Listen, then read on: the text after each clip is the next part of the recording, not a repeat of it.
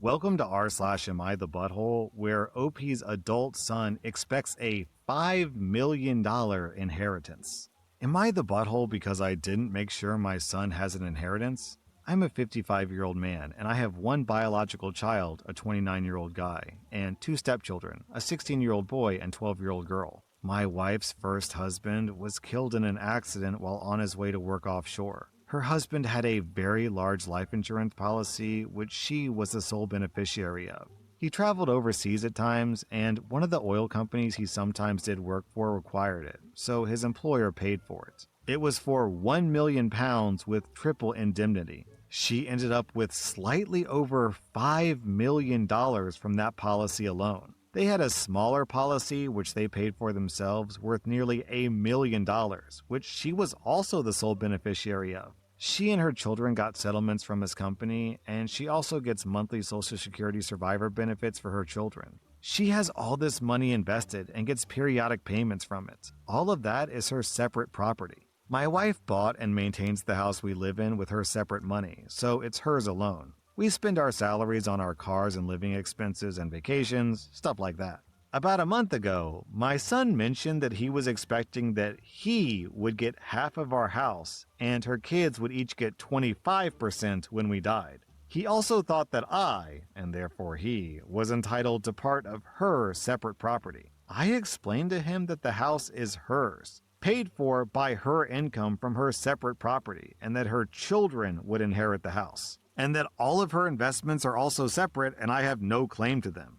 He initially expressed concern for me in the case that I outlived her. She had granted me the right to use the house and that I would get a monthly income from her investments, but that her children would inherit the house and money after we both died. I explained that we keep our salaries separate. She pays 100% of the house and upkeep. Anything that benefits us and the kids is split, with her paying 75% and me paying 25%. If it benefits only her and I, we split it 50-50. Sometimes she pays everything if it's something that's mostly for the kids' benefit. Like if we go on a vacation, she'll pay for accommodations and activities and we'll just split the food. If you count all of her salary, my salary is only about 20% of our combined income. My son blew up and said that I should have insisted that we use our salaries to pay for the house and put it in both of our names, and I should have made her spend her money on other expenses. He's very angry that I'm pissing all my money away on my stepchildren, and he currently isn't speaking to me and is refusing to come over at all during the holidays. Am I the butthole for not negotiating with my wife to make sure that he had a bigger inheritance? He will get something. He'll definitely get a whole life policy, $25,000, and whatever cash I have in my checking account, usually a few $1,000s. OP, your son is showing some really disgusting, uncomfortable entitlement here. I'm giving you 0 out of 5 buttholes. I'm giving your son 2 out of 5.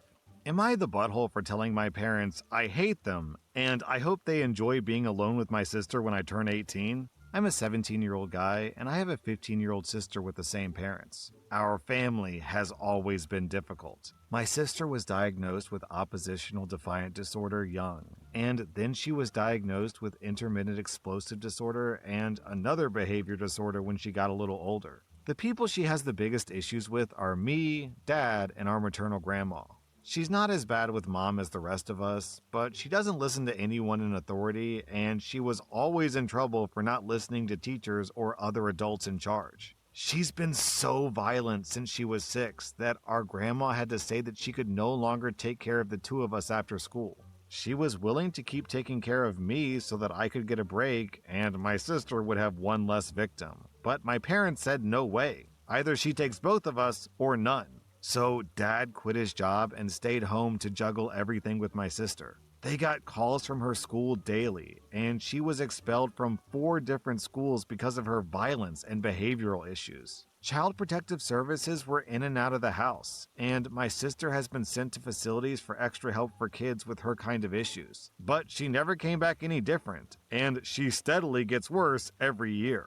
I've been in and out of the emergency room a few times. A few months ago, I got so tired of everything that I went to my grandma's house and I planned to stay forever. But I was forced back home and CPS and the judge didn't think I needed to be removed from the home.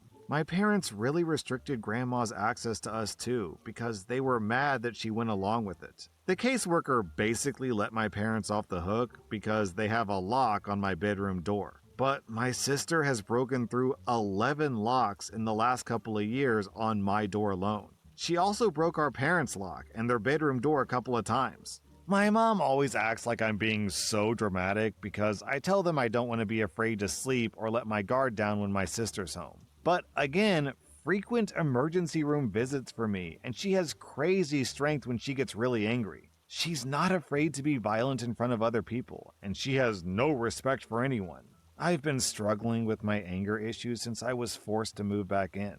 I hate seeing my parents' faces, and when they act like I'm not supposed to be angry, it makes it worse. We got into a fight 2 nights ago because I stay out of the house all day basically, and I work my butt off so I have a good reason not to be here. They told me I can't keep avoiding my family, and running away was never a good answer, and I lost it. I told them I blame them if anything ever happens to me, and I hate them, and I hope they enjoy being on their own with my sister when I turned 18. Because just like Grandma, I'll be done and they won't be able to do anything about it.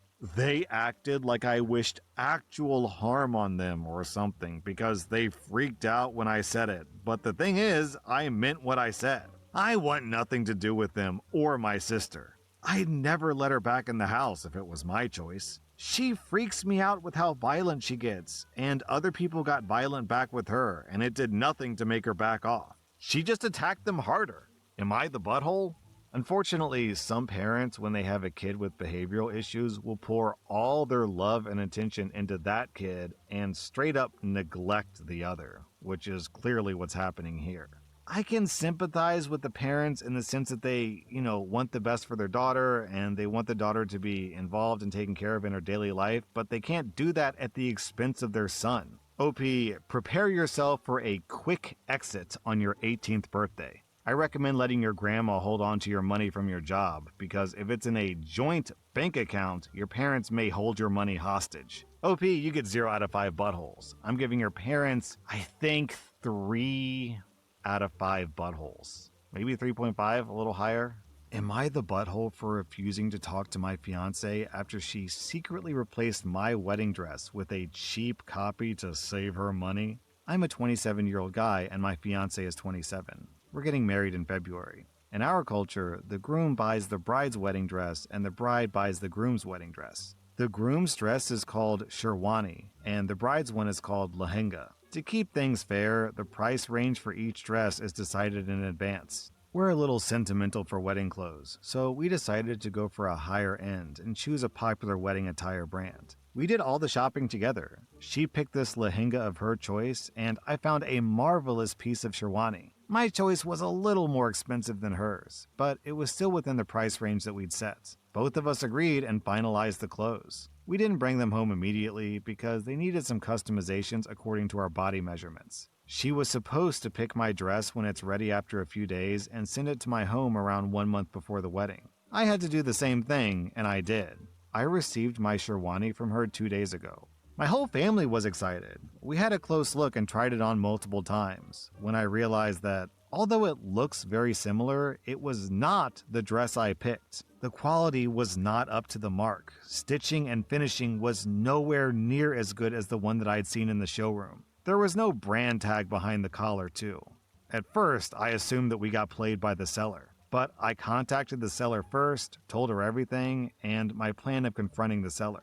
But the seller tried to make me believe that it was the same, that she checked it before sending it to me. Basically, she got kinda anxious when I was hell-bent on going to the showroom. In the end, the seller confessed that it was indeed not the same dress. But it's not the seller's mistake, that my fiance basically picked a cheaper copy and sent it to me. Because even though we set the same price range for our dresses, she presumed that my dress would be less costlier than hers. And women's clothes are generally heavier and fancier here. And she thought the sherwani I selected was good, but not worth the price. I asked my fiance in a lightly pissed tone why she didn't share her views before the purchase, and she had no solid answer. For clarity, we both earned decently, and the price range was mutually fixed. She frequently spends money on what I feel are expensive makeup products. I picked up the dress and went to her home, showed her how different it is from my original, how disrespectful, heartbreaking, and trust-breaking it is to secretly change your partner's wedding dress just to save some cash.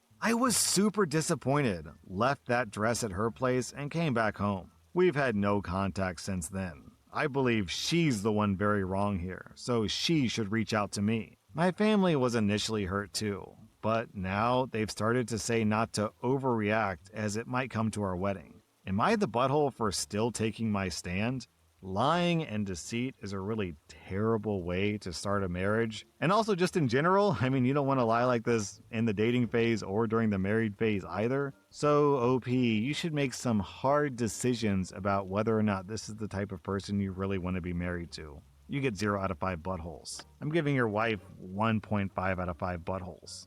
Am I the butthole for questioning my engagement after my fiance got mad at me for drinking while pregnant? And pregnant here is in quotation marks. So I'm a 22-year-old woman, and I recently got engaged to my fiance, a 23-year-old guy. We're both still living at home to save money to eventually get our own place. I still live with my parents, but I stay at his place most nights because it's closer to work and just easier. So this New Year's Eve, we were at his parents' house with family and a few friends. Nothing crazy, just a normal family get-together. His aunt was passing out champagne to everyone and asked me if I wanted some. But before I could even respond, my fiance reached out and took the glass. I kinda thought it was weird, but I just ignored it because he can be oblivious sometimes. I ended up just going to the kitchen and pouring myself a drink. When I got back to the living room, he immediately noticed my drink and asked pretty loudly, "Is that alcohol?" I said yes, and he started getting really upset. He said he couldn't believe I would do that he thought that I was more responsible and I was being reckless.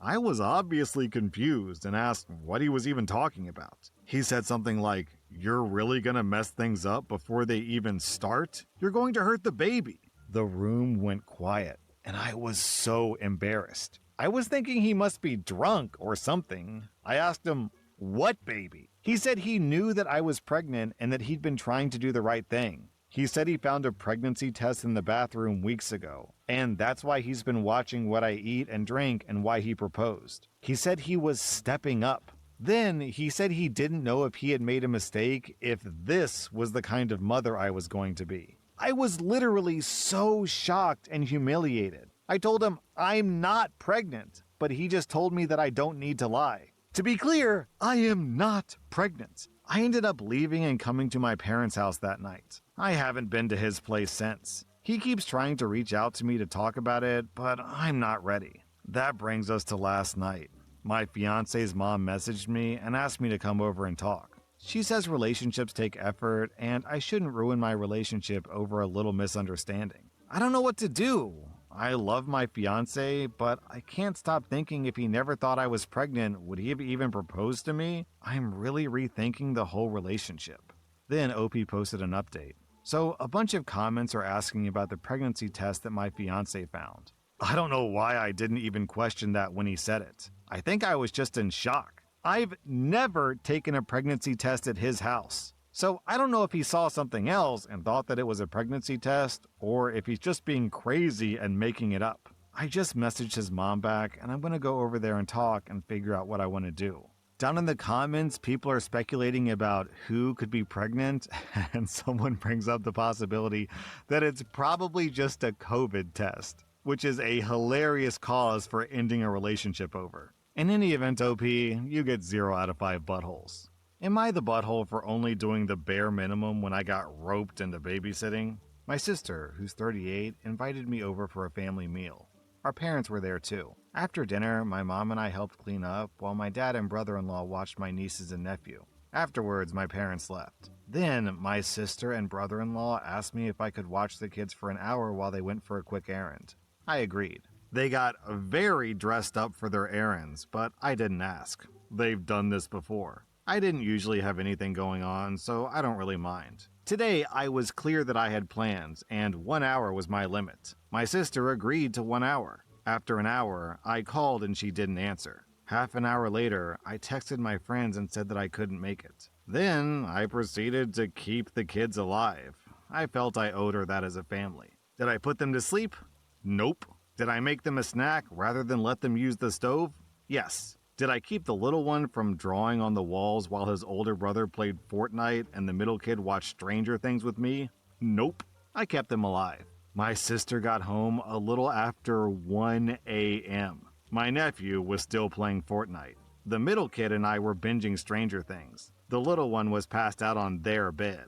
I got up and left. I've been hearing about it for a few days now about how irresponsible I am. That 12 years old is too young for such a scary show. That my nephew has limited screen time. That they still haven't gotten the drawings off the walls. My parents are getting involved as well. I really don't care. I was told 1 hour, I agreed to 1 hour. I feel that I did a great job for that 1 hour. Not really my problem after that. So 4 people think I'm being the butthole. 3 kids had a great night. And I think they won't try this again.